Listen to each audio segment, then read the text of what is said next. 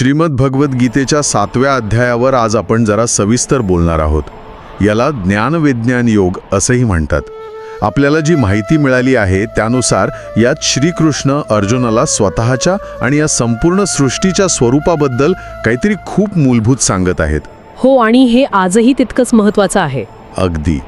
तर मग यात असं नेमकं काय आहे तेच शोधूया. सुरुवातीलाच ज्ञान आणि विज्ञान हे दोन शब्द येतात. वरवर पाहता सारखे वाटतात, पण स्रोतांमध्ये यांच्यात जमीन अस्मानाचा फरक सांगितला आहे. आणि मला वाटतं हा फरक समजून घेणं हीच या चर्चेची पहिली पायरी आहे. निश्चितच, कारण हा संपूर्ण अध्याय याच पायावर उभा आहे. श्रीकृष्ण अर्जुनाला म्हणतात की मी तुला हे ज्ञान विज्ञानासहित सांगतो. हो, आणि पुढे असंही म्हणतात की जे जाणल्यावर या जगात दुसरं काहीही जाणण्यासारखं शिल्लक राहत नाही. हे खूप मोठं आश्वासन आहे. खूप मोठं. हो, हेच तर, म्हणजे दी अल्टिमेट नॉलेज सारखं काहीतरी. पण मग यातलं ज्ञान म्हणजे काय आणि ते विज्ञानापेक्षा वेगळं कसं? या स्रोतानुसार ज्ञान म्हणजे तात्विक माहिती, बौद्धिक समज. ईश्वर आहे, तो सर्वव्यापी आहे, हे सगळं पुस्तकातून वाचणं किंवा ऐकून माहीत असणं म्हणजे झालं ज्ञान. अच्छा, म्हणजे थिअरी. बरोबर, थिअरी. पण विज्ञान म्हणजे त्या ज्ञानाचा प्रत्यक्ष अनुभव येणं, त्याचा साक्षात्कार होणं. ही एक अनुभूती आहे. काही उदाहरण देता येईल का? हो, एक साधं उदाहरण घेऊया. पाणी म्हणजे H2O, ते तहान भागवतं, हे माहीत असणं म्हणजे ज्ञान. पण रखरखत्या उन्हात तहान लागल्यावर पाणी पिऊन जी तृप्ती मिळते, जो अनुभव येतो, ते म्हणजे विज्ञान. अप्रतिम. म्हणजे एक आहे माहितीचा नकाशा आणि दुसरं आहे प्रत्यक्ष त्या ठिकाणी पोहोचणं. अगदी. आणि स्रोतांमध्ये असंही म्हटलं आहे की हे ज्ञान मिळवणं खूप दुर्मिळ आहे. हजारो माणसांपैकी एखादाच सिद्धीसाठी प्रयत्न करतो. आणि अशा प्रयत्न करणाऱ्यांपैकी क्वचितच कोणाला माझं यथार्थ स्वरूप समजतं. हो, हे वाक्य वाचल्यावर थोडं दडपण येतं. म्हणजे हा मार्ग इतका अवघड आहे का? अवघड आहे, कारण तो केवळ बुद्धीचा नाही तर अस्तित्वाचा मार्ग आहे. यात फक्त माहिती गोळा करून भागत नाही. त्यासाठी समर्पण लागतं, अहंकार बाजूला सारावा लागतो. आपण आपलं आयुष्य इच्छा, अपेक्षा आणि मीपणाच्या चौकटीत जगत असतो की नाही? बरोबर. त्या चौकटीच्या पलीकडे जाऊन अनुभवाला सामोरं जाण्याची तयारी लागते. म्हणूनच ते दुर्मिळ म्हटले आहे. बरोबर. आणि कदाचित हेच स्पष्ट करण्यासाठी पुढे भगवंतांनी आपल्या शक्तीचं किंवा प्रकृतीचं विश्लेषण केलं आहे. त्यांनी प्रकृती 2 भागांत विभागली आहे, अपराप्रकृती आणि पराप्रकृती. हे जरा सोपं करून सांगाल का? नक्कीच. ही या अध्यायातली एक अतिशय महत्त्वाची संकल्पना आहे. याला आपण आजच्या भाषेत हार्डवेअर आणि सॉफ्टवेअर म्हणू शकतो. अच्छा. अपराप्रकृती म्हणजे हे जड विश्व, आपले हार्डवेअर. यात 8 घटक सांगितले आहेत: पृथ्वी, पाणी, अग्नी, वायू आणि आकाश. ही 5 महाभूतं. आणि सोबत मन, बुद्धी आणि अहंकार. अगदी. आपलं शरीर, आपले विचार, आपल्या भावना, हे सगळं या जड भौतिक प्रकृतीचा भाग आहे. म्हणजे हे सगळं हार्डवेअर झालं. यात स्वतःची चेतना नाही. मग पराप्रकृती म्हणजे सॉफ्टवेअर. बरोबर. पण तिला श्रेष्ठ का म्हटलंय? कारण पराप्रकृती हेच ते चैतन्य आहे, ती जीवनशक्ती आहे, तो मूळ प्रोग्राम आहे. हे सॉफ्टवेअरच त्या जड हार्डवेअरला चालवतं. हे जीवतत्व आहे जे या संपूर्ण अपराप्रकृतीला धारण करतं. म्हणजे हार्डवेअर शिवाय सॉफ्टवेअर काहीच करू शकत नाही, आणि सॉफ्टवेअर शिवाय हार्डवेअर म्हणजे एक निर्जीव डबा आहे. अगदी तसंच. म्हणूनच पराप्रकृती म्हणजेच ती चेतना श्रेष्ठ आहे. तिच्यामुळेच या विश्वाला अर्थ आहे. म्हणजे ही चेतना फक्त माणसात किंवा प्राण्यांमध्ये नाही, तर संपूर्ण विश्वात आहे.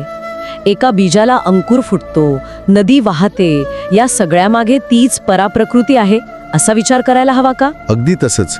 हीच ती शक्ती आहे जी संपूर्ण सृष्टीला जिवंत ठेवते. श्रीकृष्ण म्हणतात की या 2 प्रकृतींपासूनच सर्व प्राणी उत्पन्न होतात. आणि मीच या संपूर्ण जगाचा उगम आणि प्रलय आहे. हो, म्हणजे ते स्वतः त्या मूळ चेतनेशी, त्या पराप्रकृतीशी एकरूप मानत आहेत. हे खूप सुंदर आहे. म्हणजे ईश्वर कुठेतरी लांब आकाशात बसलेली व्यक्ती नाही, तर तो या सृष्टीच्या अस्तित्वाचाच मूळ आधार आहे. आणि हेच पुढे खूप काव्यात्मक पद्धतीने सांगितलेलं आहे. तो प्रत्येक गोष्टीचा मूळ रस आहे असं म्हटलंय. हो, आणि हेच या अध्यायाचं सौंदर्य आहे. ते अमूर्त तत्वज्ञानाला आपल्या रोजच्या अनुभवात आणून ठेवतात. श्रीकृष्ण उदाहरणं देतात. मी पाण्यातील रस म्हणजे चव आहे, सूर्य आणि चंद्राचा प्रकाश आहे, सर्व वेदांमधील ओंकार आहे, पृथ्वीचा पवित्र सुगंध, आणि पुरुषांमधील सामर्थ्य म्हणजे पौरुष मीच आहे. म्हणजे प्रत्येक गोष्टीचं जे सार आहे, जे तिचं मूळ वैशिष्ट्य आहे, ते ईश्वर आहे. बरोबर. हे ऐकल्यावर साध्या साध्या गोष्टींकडे बघण्याचा दृष्टिकोनच बदलून जातो. म्हणजे एक ग्लास पाणी पिणं ही सुद्धा एक आध्यात्मिक क्रिया होऊ शकते. अगदी. त्या पाण्यातील चवीचा अनुभव घेणं म्हणजे त्या क्षणी ईश्वराचाच अनुभव घेणं. फुलाचा सुगंध अनुभवताना, सूर्याची ऊर्जा अनुभवताना आपण खरं तर त्या एकाच चैतन्याच्या वेगवेगळ्या रूपांचा अनुभव घेत असतो. आणि ही दृष्टी विकसित करणं हेच ते विज्ञान आहे ज्याबद्दल आपण सुरुवातीला बोललो. बरोबर. हे सगळं ऐकायला खूप छान वाटतं, पण खरं सांगायचं तर रोजच्या आयुष्यात आपल्याला असं कुठे जाणवतं? ट्रॅफिकमध्ये अडकल्यावर किंवा ऑफिसमध्ये तणाव असताना कुठे दिव्यत्व जाणवतं? म्हणजे हे ज्ञान आणि आपला अनुभव यात एवढं मोठं अंतर काय आहे? व्हॉट्स ब्लॉकिंग अ व्ह्यू? आणि हाच तो कळीचा प्रश्न आहे. याचं उत्तर माया या संकल्पनेत आहे.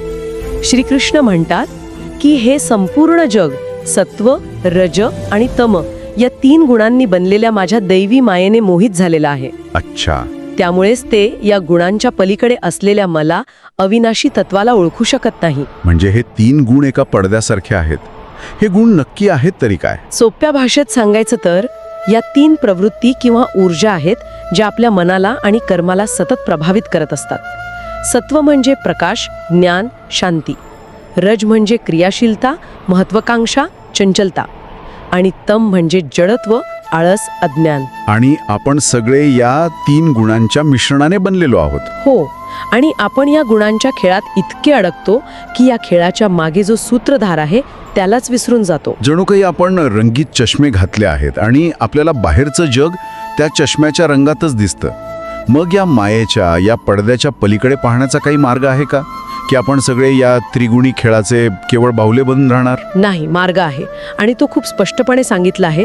जे लोक पूर्णपणे मला शरण येतात तेच या मायेला पार करू शकतात. इथे शरण येणं हा शब्द खूप महत्वाचा आहे. पण शरण येणं म्हणजे नेमकं काय? याचा अर्थ निष्क्रिय होणं, प्रयत्न सोडून देणं असा होतो का? नाही, अजिबात नाही. शरण येणं म्हणजे मी करता आहे हा अहंकार सोडणं. अच्छा. मी सगळं करतो, माझ्या बुद्धीने हे मिळवलं, माझं ज्ञान, हा जो मीपणाचा भाव आहे तोच आपल्याला मायेत अडकवून ठेवतो. शरणागती म्हणजे हे मान्य करणं की माझ्यापेक्षाही मोठी एक शक्ती आहे जी हे सर्व चालवत आहे आणि मी त्या मोठ्या योजनेचा एक भाग आहे. म्हणजे हा अहंकाराचा त्याग आहे, प्रयत्नांचा नाही. अगदी. हाच त्या मायेचा पडदा दूर करण्याचा एकमेव उपाय आहे. तुम्ही शरण येणं म्हणालात आणि मला लगेच पुढचा भाग आठवला जो मला खूपच आकर्षक वाटतो. कारण शरणागती ही एकच एक गोष्ट नाहीये.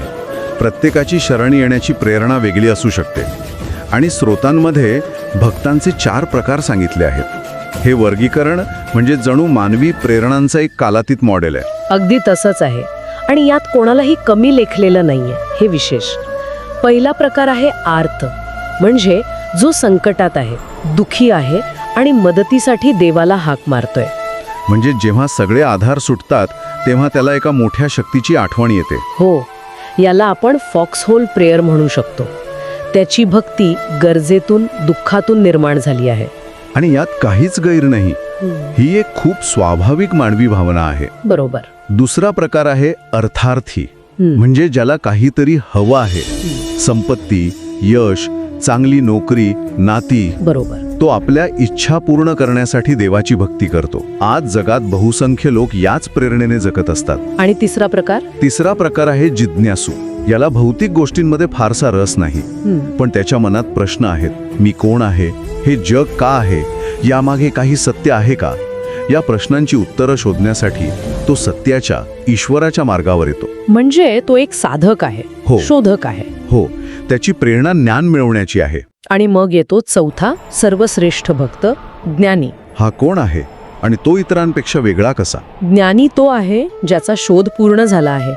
त्याला आता या प्रश्नाचं उत्तर मिळालं आहे की वासुदेवः सर्वमिती. म्हणजे जे काही आहे ते सर्व तो वासुदेवच आहे. अगदी. त्याच्यासाठी देव, जग आणि स्वतःमध्ये काहीच फरक उरलेला नाही.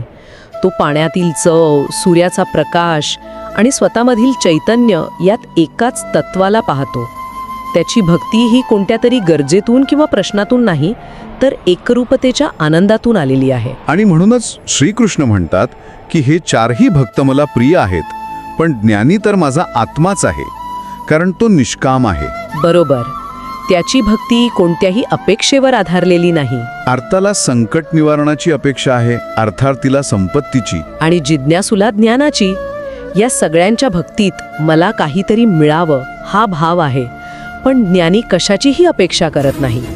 त्याचं नातं हे केवळ शुद्ध प्रेमाचं आणि एकरूपतेचं आहे. त्याची भक्ती ही ज्ञानाच्या परिपूर्णतेतून आलेली एक सहज अवस्था आहे, म्हणून ती सर्वश्रेष्ठ मानली जाते. हा एका शिडीसारखा प्रवास आहे असं म्हणता येईल. हो, जिथे प्रत्येक पायरी स्वीकार्य आहे, पण ध्येय हे सर्वात वरच्या पायरीवर पोचण्याचं आहे. यात इतर देवतांची पूजा करणाऱ्यांबद्दलही एक उल्लेख आहे. हो, पण तो खूप स्पष्टपणे मांडला आहे. असं म्हटलं आहे की जे लोक आपल्या इच्छा पूर्ण करण्यासाठी इतर देवतांची श्रद्धापूर्वक पूजा करतात, त्यांची ती श्रद्धासुद्धा मीच म्हणजे ते मूळ तत्वच दृढ करतं. म्हणजे कोणत्याही रूपातील श्रद्धेला ते बळ देतात. यात कोणत्याही पूजेला चुकीचं म्हटलेलं नाही. मग फरक कुठे आहे? फरक फळामध्ये आहे. त्या पूजेतून मिळणारं फळ हे नाशवंत म्हणजे तात्पुरतं असतं, कारण त्या इच्छाच तात्पुरत्या असतात.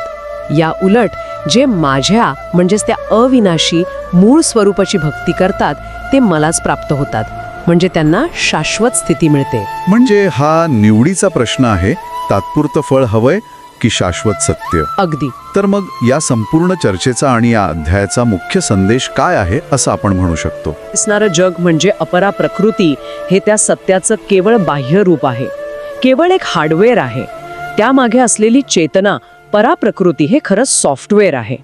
या बाह्य रूपाच्या आणि त्रिगुणी मायेच्या पडद्याच्या पलीकडे जाऊन त्या मूळ तत्वाला ओळखणं, सर्वत्र तेच आहे हा अनुभव घेणं आणि अहंकाराचा त्याग करून त्याला पूर्णपणे शरण जाणं, हाच या मार्गाचा आणि जीवनाचा अंतिम उद्देश आहे. तर ज्ञान आणि विज्ञान यातील फरक, प्रकृतीचे हार्डवेअर आणि सॉफ्टवेअर, सर्वव्यापी ईश्वराचं खरं स्वरूप, त्याला झाकणाऱ्या मायेचा रंगीत चष्मा आणि त्यातून बाहेर पडण्याचा शरणागतीचा मार्ग, आणि शेवटी भक्तीच्या प्रवासातील 4 टप्पे, या अध्यायाने अस्तित्वाकडे पाहण्याचा एक संपूर्ण दृष्टिकोनच आपल्या समोर ठेवला आहे. हो, आणि हे केवळ वाचण्या ऐकण्याचं तात्विज्ञान नाही, ही स्वतःच्या आत डोकावून पाहण्याची आणि आपण ज्या जगात राहतो त्यातील प्रत्येक गोष्टीत त्या चैतन्याला शोधण्याची प्रक्रिया आहे. ही अनुभवातून सत्य शोधण्याची प्रक्रिया आहे. बरोबर. ऐकणाऱ्यांसाठी एक विचार सोडून जातो. आपण पाहिलं की भक्तीचे किंवा सत्याच्या शोधाचे 4 प्रकार आहेत: गरजेपोटी आर्त, इच्छेपोटी अर्थार्थी, ज्ञानासाठी जिज्ञासू आणि केवळ एकरूपतेच्या भावनेतून ज्ञानी. जर आपण आपल्या स्वतःच्या आयुष्याकडे पाहिलं, मग ते आपलं करिअर असो, आपली नाती असोत किंवा आपला वैयक्तिक विकास असो, आपली मुख्य प्रेरणा काय आहे? आपण भीतीच्या जागी काम करतो की इच्छेच्या, की जिज्ञासेच्या, की एका खोलवरच्या उद्देशाच्या आणि प्रेमाच्या भावनेतून? कदाचित आपलं आयुष्यच एका प्रेरणेतून दुसऱ्या प्रगत प्रेरणेकडे जाण्याचा एक प्रवास आहे.